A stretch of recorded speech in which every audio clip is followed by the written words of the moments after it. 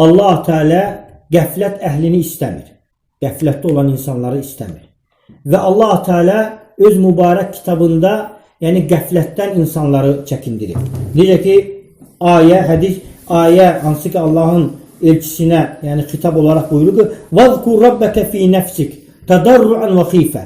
Yəni sən öz Rəbbini öz nəfsində yalvararaq, zəlil olaraq və qorxaraq fikir ver. Allah Teala'nı zikir edirik biz gülə-gülə. Amma orada gəlir ki ayədə Allah Teala'ya zəlil olaraq və Allahdan qorxaraq sən öz Rəbbini öz nəfsində zikir elə. Və dunəl cəhri minəl qavl.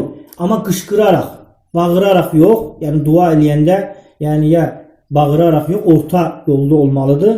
Bu şəkildə olmamalı. Bil guduvve vel asar, səhər və axşam.